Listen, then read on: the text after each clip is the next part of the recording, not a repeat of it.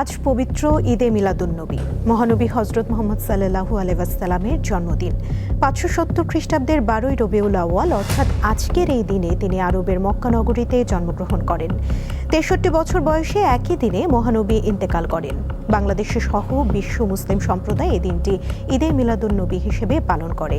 ঈদে মিলাদুন্নবী উপলক্ষে রাষ্ট্রপতি মির্জা ফখরুল ইসলাম আলমগীর ও প্রধানমন্ত্রী তারেক রহমান পৃথক বাণী দিয়েছেন। তারা মহানবীর শান্তি, ন্যায়, সহনশীলতা, ভালোবাসা ও মানবিকতার আদর্শে উদ্বুদ্ধ হয়ে হিংসা, বিদ্বেষ, বিভেদ ও অন্যায় পরিহার করে শান্তি, সম্প্রীতি, সাম্য ও মানবিকতার ভিত্তিতে ন্যায়ভিত্তিক সমাজ ও রাষ্ট্র গড়ে তোলার আহ্বান জানিয়েছেন। ঈদে মিলাদুন্নবী উপলক্ষে আজ সরকারি ছুটি। 1985 সালে দিনাজপুরের বড়পুকুরিয়া কয়লা খনির সন্ধান পায়। আমি যেখানে দাঁড়িয়ে আছি এই পর্যন্ত কিন্তু সরকার অধিগ্রহণ করেছে। ঠিক আমার বাম পাশের অংশটুকু কিন্তু সরকার এখনো খালি চিহ্নিত করে রেখেছেন, তবে এখনো অধিগ্রহণ করেন। কয়লা উত্তোলনের ফলে এখানে মাইনিং বিস্ফোরণের ঘটনা ঘটে।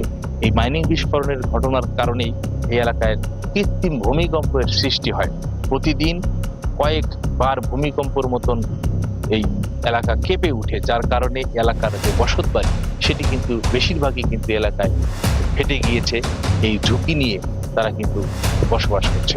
এই কৃত্রিম ভূমিকম্প কয়লা খনি কর্তৃপক্ষ থেকে যে সৃষ্টি, এটি এমন কম্পন ভাই যে রুম থেকে ছেড়ে আমাদের দৌড় দিতে হয়। আমরা সন্ধ্যার পর যখন আমরা ঘুমাতে যাই মনে হয় আমরা আর সকালবেলা উঠবো না, বাইরে হাইটে হাইটে আর কি মনে হয় যে গায়ে পড়বে। ঘর বাড়ি থাকার অনুপযোগী একবারে। আমরা যেখানে আসি খুব কষ্টের মধ্যে আসি। কয়লা খনি কর্তৃপক্ষ, আমরা এর আগেও কথা বলছি, কিন্তু তারা ঠিক সঠিকভাবে পরিচালনা করে না। ঘুমাতে পারে না, ঝড় বৃষ্টি আসলে আমাদের ফাটল দিয়া পানি ভেতরে ঢোকে, বাইরে বসে রাত কাটাতে হয়। কয়লা খনির যখন বোমা হয় তখন শব্দতে ঘর বাড়ি ভূমিকম্পের মতো কাঁপে। রেলওয়ে ব্যবস্থা নিয়ে খুব চিন্তার মধ্যে আছি, কোথায় যাই কি করি, সরকার আমাদের কোনো পদক্ষেপ নিচ্ছে না। আরো দুঃখজনক হলো যে এখানে আমাদের টিউবওয়েল আগে পানি উঠতো, সেই টিউবওয়েলের পানির ব্যবস্থা এখন পাওয়া যায় না। সাবমার্সিবল দিয়ে আমাদেরকে পানি উঠাইতে হবে।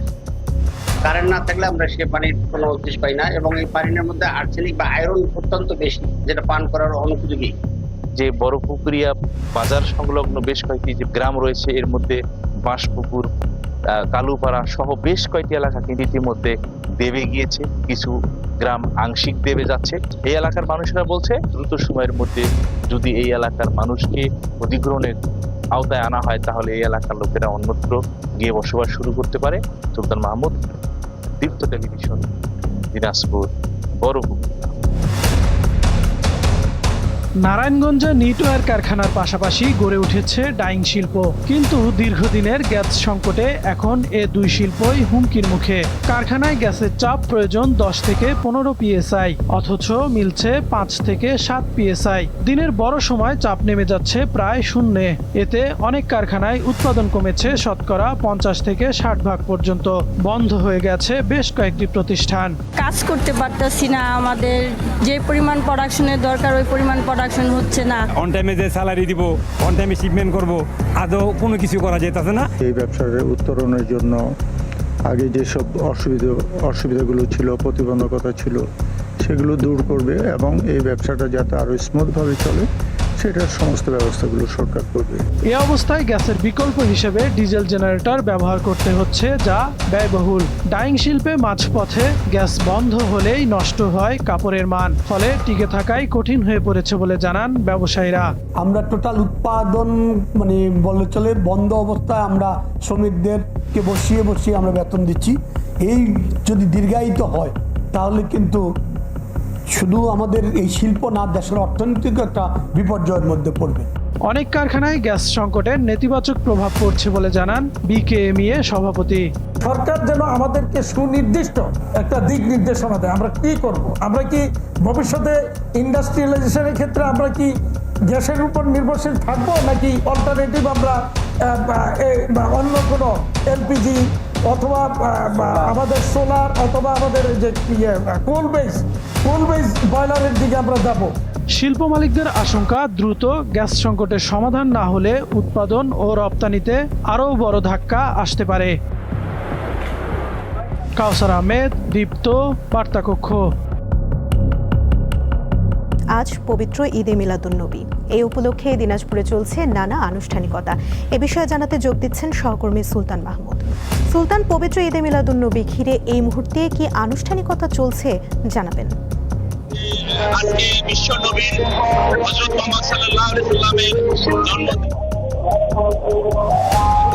আয়োজন উপলক্ষে এইমাত্র র্যালি কিন্তু শুরু হচ্ছে। দিনাজপুরের শহরের বিভিন্ন পয়েন্ট থেকে এরকম করে পিকআপ ভ্যানের উপরে বিভিন্ন যে মুসল্লিরা তারা তাদের প্রিয় নবী হযরত মুহাম্মদ সাল্লাল্লাহু আলাইহি সাল্লামের জন্মদিন উপলক্ষে তাকে শুভেচ্ছা জানাতে কিন্তু এখানে আসেন।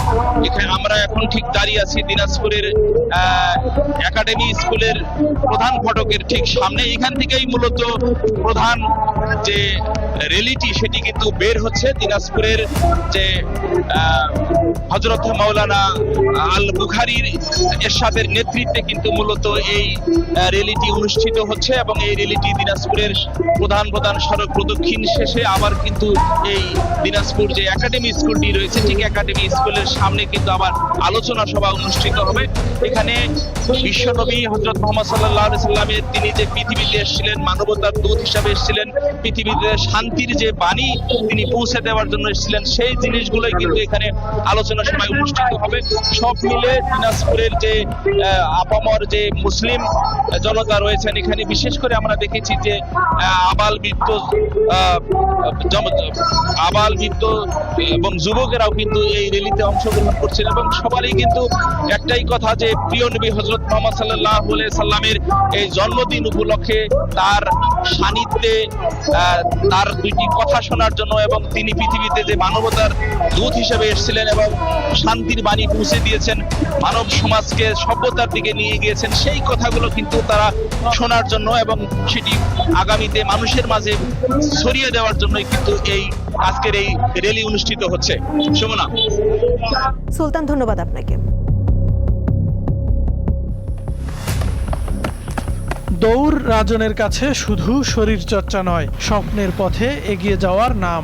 স্কুল জীবন থেকেই অ্যাথলেটিক্সে হাতেখড়ি। 33তম BCS এর মাধ্যমে শিক্ষকতা পেশায় যোগ দেন তিনি, কিন্তু থামেনি দৌড়। 2020 সালে শুরু হয় আল্ট্রা রানের যাত্রা।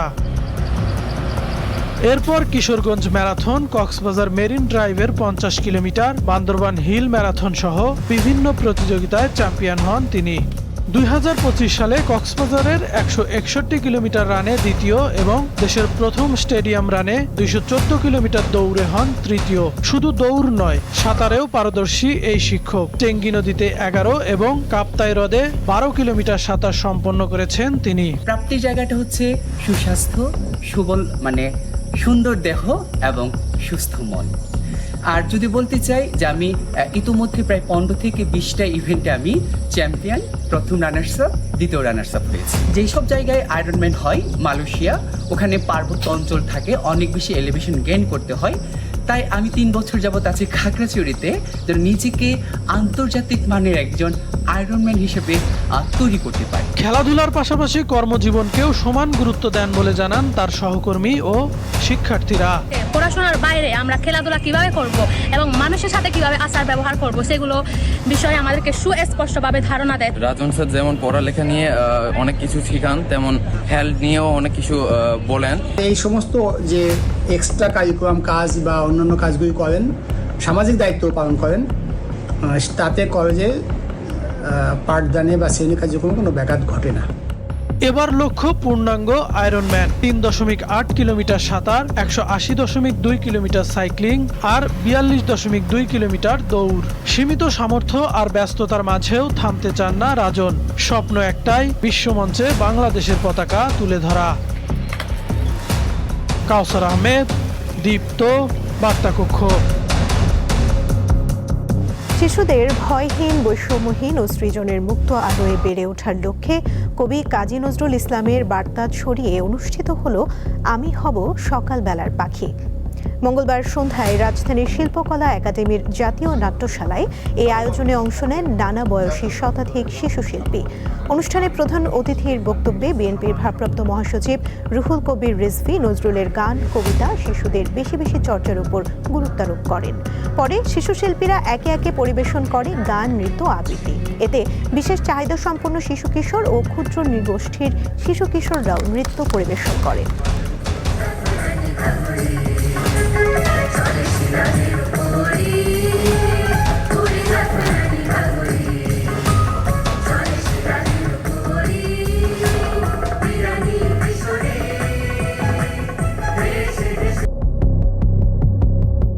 কেবলমাত্র 5 লাখ টাকা দিয়ে প্রতিষ্ঠানের যাত্রা শুরু, অথচ এখন প্রতি মাসে বেতন বাবদ খরচ হয় প্রায় 8 কোটি টাকা। মাত্র 5 লাখ টাকা বিনিয়োগ এবং 7 জন কর্মী নিয়ে 2017 সালে প্রযুক্তি নির্ভর প্রতিষ্ঠান বিডি কলিং আইটির যাত্রা শুরু হয়েছিল। 8 বছরে প্রতিষ্ঠানটি সম্প্রসারিত হয়েছে বহুগুণ। কিভাবে এই সফলতা আসলো, চলুন সেই গল্পই শুনি। শুরুর দিকে বিটোপিয়া গ্রুপ ওয়েব ডিজাইন ও development, mobile app development, visual ও ক্রিয়েটিভ ডিজাইন, ডাটা এন্ট্রি এবং ডিজিটাল মার্কেটিংয়ের মতো কাজ করত।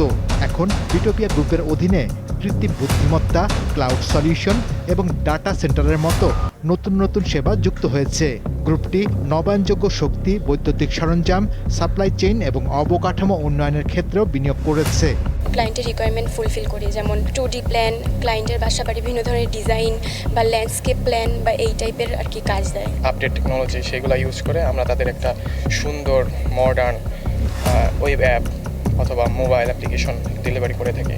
এটি স্বাস্থ্যসেবা, জ্বালানি ও অবকাঠামোর মতো নির্দিষ্ট কিছু শিল্প খাতে পূর্ণাঙ্গ প্রযুক্তি সেবা প্রদান করছে। এই গ্রুপের মোট ব্যবসার প্রায় 80 থেকে 90% যুক্তরাষ্ট্র কেন্দ্রিক। গত অর্থ বছরে বিটোপিয়া গ্রুপের সম্মিলিত বার্ষিক আয় ছিল প্রায় 200 কোটি টাকা। এখন তো আমাদের 22টা এসবিও, প্রায় 5000 মতো এমপ্লয়ি কাজ করছে। 80টারও বেশি দেশে আমাদের ক্লায়েন্ট আছে, আর 5টা দেশে আমাদের পার্টনার আছে যারা বেসিক্যালি নিজস্ব অফিস এবং কোলাবোরেট অফিস এবং ইভেন তারা পার্টনার হিসেবে, সেলস পার্টনার হিসেবে আমাদের সাথে কাজ করছে, যারা ওখান থেকে ওই দেশে থেকে প্রজেক্টে সিকিউর করছে। আমাদের এখানে আমাদের ইআরপি সিস্টেমে আসতেছে প্রজেক্টটা, এখান থেকে আমরা এখানকার রিসোর্স দিয়ে ওই কাজটা কমপ্লিট করে আবার ক্লায়েন্টকে বুঝিয়ে দিচ্ছি। এআইতে বিনিয়োগের পাশাপাশি গ্রুপটি বিশ্ববাজারে দ্রুত নিজেদের বাজার সম্প্রসারণের লক্ষ্যেও কাজ করছে। একই সাথে তারা অন্যান্য স্থানীয় প্রযুক্তি প্রতিষ্ঠানের পণ্য আন্তর্জাতিক বাজারে পৌঁছে দিতে চায়। স্পেশালি একটা আলাদা সার্ভিস দিচ্ছে, সেটা হলো এআই অটোমেশন, এবং এআই দিয়ে আপনার অর্গানাইজেশনের এফিসিয়েন্সি বৃদ্ধি করা। সো এই জায়গাটাতে আমরা ফোকাস করে এখন প্রায় 600-এর মতো এআই ডেভেলপমেন্ট নিয়ে আমরা কাজ করছি। এক ঝাঁক নিবেদিত প্রাণ, দক্ষ ও সৃজনশীল কর্মী নিয়ে দেশের রপ্তানি বাজার আরও এগিয়ে নিতে চায় বিটোপিয়া গ্রুপ। শাহরিয়ার ইমন, দীপ্ত সংবাদ, ঢাকা। ধর্মীয় ভাবগাম্ভীর্যের মধ্য দিয়ে সারা দেশে পালিত হচ্ছে পবিত্র ঈদে মিলাদুন্নবী তথা মহানবী হজরত মোহাম্মদ সাল্লাল্লাহু আলাইহি ওয়াসাল্লামের জন্মদিন। দিনটি উপলক্ষে সকালে চট্টগ্রাম শহরে বিশাল জশ্নে জুলুস বের করে Anjumane Rahmania Ahmadia Sunnia trust. Banner, festoon, তোরণ ও সবুজ পতাকায় সাজানো হয় নগরীর প্রধান প্রধান সড়ক। 16 শহরের জামিয়া আহমদিয়া সুন্নিয়া মাদ্রাসা প্রাঙ্গণ থেকেও জশ্নে জুলুস বের করা হয়। রাজশাহী মহানগরীতে সকালে আয়োজন করা হয় জশ্নে জুলুস। এতে বিভিন্ন এলাকার মানুষ অংশ নেন। পবিত্র ঈদে মিলাদুন্নবী উপলক্ষে খাগড়াছড়িতেও জশ্নে জুলুসের আয়োজন করা হয়। 570 খ্রিস্টাব্দের 12ই রবিউল আউয়াল অর্থাৎ আজকের এই দিনে মহানবী হজরত মোহাম্মদ সাল্লাল্লাহু আলাইহি ওয়াসাল্লাম আরবের মক্কা নগরীতে জন্মগ্রহণ করেন।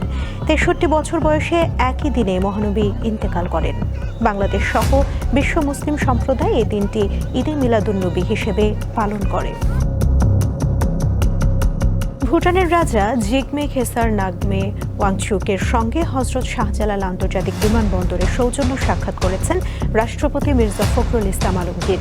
ভুটানের রাজাকে বহনকারী একটি বিশেষ বিমান সিঙ্গাপুর থেকে ভুটান যাওয়ার পথে আজ ভোরে ঢাকায় যাত্রা বিরতি করে। বিমানবন্দরে প্রায় 1 ঘন্টার অবস্থানকালে ভিভিআইপি লাউঞ্জে রাষ্ট্রপতি ভুটানের রাজার সঙ্গে সাক্ষাৎ করেন।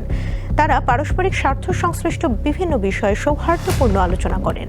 এ সময় রাষ্ট্রপতি ভুটানের রাজা ও রাজপরিবারের সদস্যদের সুবিধাজনক সময়ে বাংলাদেশের রাষ্ট্রীয় সফরের জন্য আমন্ত্রণ জানিয়েছেন। ভুটানের রাজা বাংলাদেশের রাষ্ট্রপতি ও প্রধানমন্ত্রীকে তাদের সুবিধাজনক সময়ে ভুটান সফরের আমন্ত্রণ জানান। নারীদের নিরাপদ ও স্বস্তিদায়ক যাতায়াত নিশ্চিত করতে চালু হয়েছে পিঙ্ক বাস। নারী চালক ও সহায়ক নারী হওয়ায় এর প্রতি আগ্রহ বাড়ছে। তবে প্রশ্ন হলো, পর্যাপ্ত বাস, নির্দিষ্ট সময়সূচি ও রুট নিশ্চিত করা গেলে এর সুফল কতটা পাবেন নারীরা?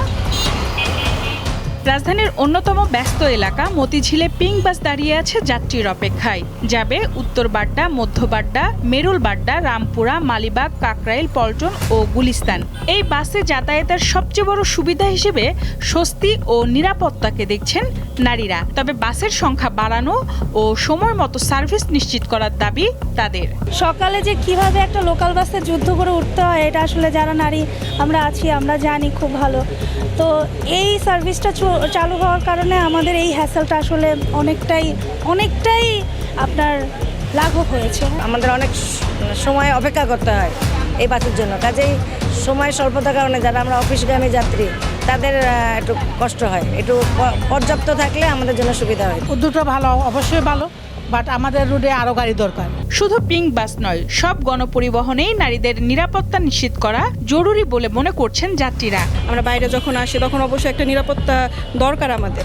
তো এই মেয়েদের যে বাসটা এখন চালু হয়েছে এটাতে আমি যথেষ্ট নিরাপদ। শুধুমাত্র নারী একটা সিটে বসবে তাই নয়, নারী যে গাড়ি চালাতে পারে বা বাস চালাতে পারে, এটাও আসলে যে মানে আমাদের যে সোসাইটিতে আমরা প্যাট্রিয়ার্কাল সোসাইটিতে বড় হয়েছি, তো সেটাও মনে হচ্ছে যে একটা পরিবর্তনের নতুন ধারা। পাবলিক যে বাসগুলো সেগুলোতে উঠলে অনেক ধরনের হ্যারাসমেন্টের শিকার হই, সেক্ষেত্রে সেই দিক থেকে এটা অনেক ভালো এবং মহিলা ড্রাইভার এটা আরও ভালো।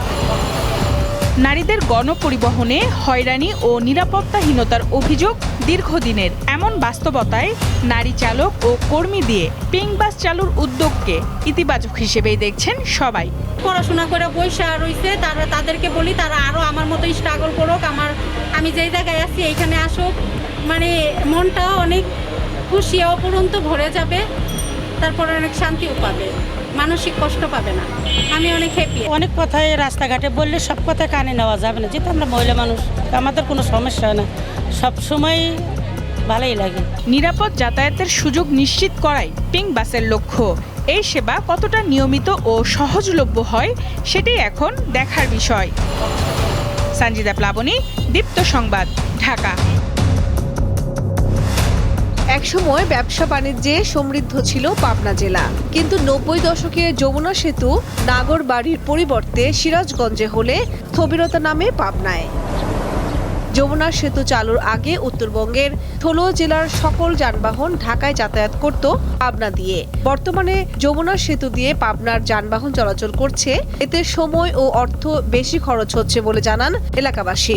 কাঁচামাল খুব দ্রুত ঢাকায় পৌঁছাতে পারবে, পড়াশোনার ক্ষেত্রে এবং ওই মেডিকেলে যাওয়ার ক্ষেত্রে আমাদের খুব সুবিধা হবে সেতুটা হলে। আমরা অবশ্যই পাবনাবাসী হিসেবে ওয়াই প্যাটার্ন সেতুর দাবি জানাই। সরকারের কাছে একটাই আবেদন, মানে আমাদের এই সেতুটা যেন হয়। সময় বাঁচাতে অনেকেই কাজিরহাট আরিচার নৌ রুটে স্পিড বোট, লঞ্চ এবং ফেরিতে যাতায়াত করেন, কিন্তু সমস্যা হয় কৃষি পণ্য পারাপার নিয়ে। এজন্য ওয়াই টাইপ দ্বিতীয় পদ্মা সেতু নির্মাণের দাবি পাবনাবাসীর। ওয়াই ব্রিজটা হলে শুধু আমাদের পাবনা থেকে ৮ জেলা বা ১৬ জেলা নয়, আমাদের রাজবাড়িও হয়ে যাবে। রাজবাড়ি হলে আরও প্রায় ১৬ জেলার সংযোগ হবে, তাহলে ৩২টা জেলা আমাদের কানেক্টিভিটি হবে সারা দেশের সাথে। পাটুরিয়া, কাজিরহাট, আগে ছিল নগরবাড়ি, এখন ভাটিতে চলে গেছে কাজিরহাট।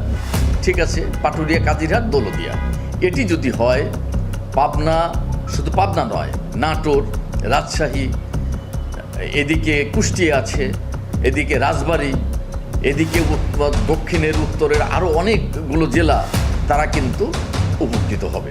সেতু নির্মাণ হলে এই এলাকার ব্যবসা বাণিজ্যে প্রসার ঘটবে বলে মনে করছেন ব্যবসায়ী সহ নানা শ্রেণী পেশার মানুষ। কামরুন নাহার, দীপ্ত, বার্তাকক্ষ।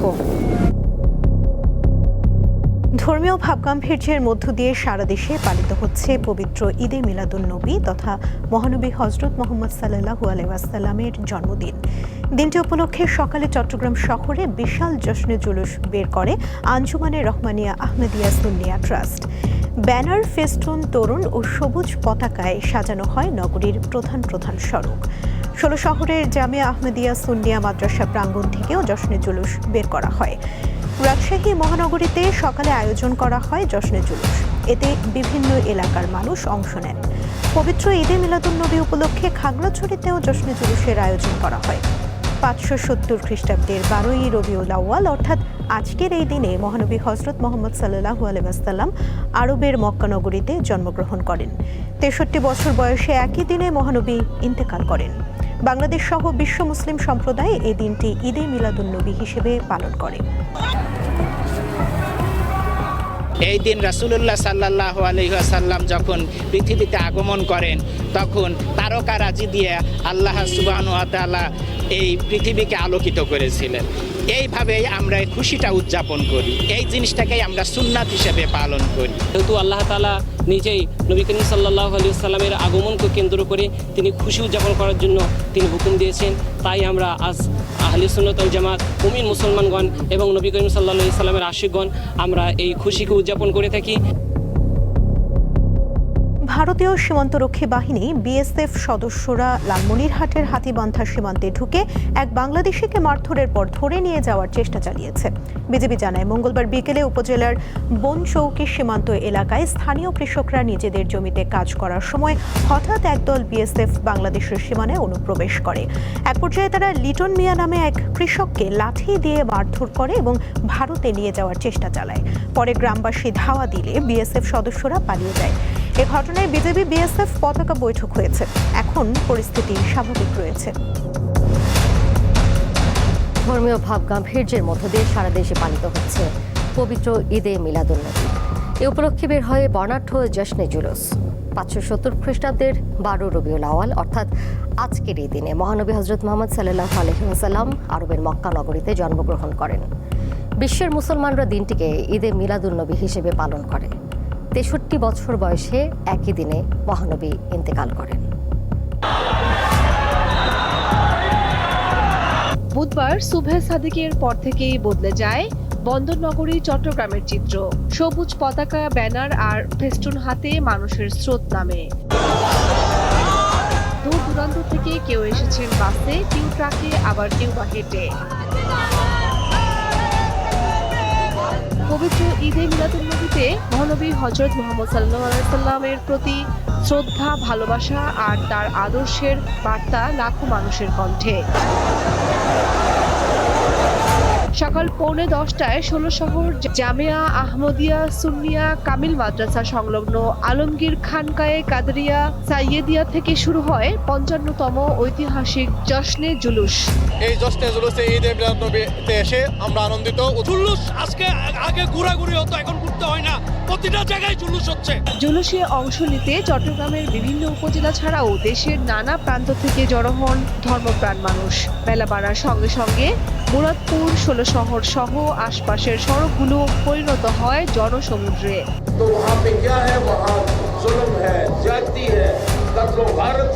রাজশাহী মহানগরীতে সকালে আয়োজন করা হয় জশ্নে জুলুস। এতে বিভিন্ন এলাকার মানুষ অংশ নেন। এই দিন রাসূলুল্লাহ সাল্লাল্লাহু আলাইহি ওয়াসাল্লাম যখন পৃথিবীতে আগমন করেন তখন তারকারাজি দিয়ে আল্লাহ সুবহানাহু ওয়া তাআলা এই পৃথিবীকে আলোকিত করেছিলেন। যেহেতু আল্লাহ তাআলা নিজেই নবী করিম সাল্লাল্লাহু আলাইহি ওয়াসাল্লামের আগমনকে কেন্দ্র করে তিনি খুশি উদযাপন করার জন্য তিনি হুকুম দিয়েছেন। দিনাজপুরে পবিত্র ঈদে মিলাদুন্নবী উপলক্ষে বর্ণাঢ্য আনন্দ র্যালির আয়োজন করা হয়। এতে কয়েক হাজার মুসল্লি অংশ নেন। সকাল 10:30টায় নারায়ণগঞ্জ শহরের নিতাইগঞ্জ বায়তুল ইজ্জত জামে মসজিদের সামনে থেকে র্যালি বের করেন মুসল্লিরা। পাবনা শহরের দ্বীপচর এলাকার খাজা নগর দরবার শরীফ থেকে জশ্নে জুলুসে ঈদে মিলাদুন্নবীর শোভাযাত্রা বের করা হয় এবং মুসল্লিরা শহরের বিভিন্ন সড়ক প্রদক্ষিণ করেন।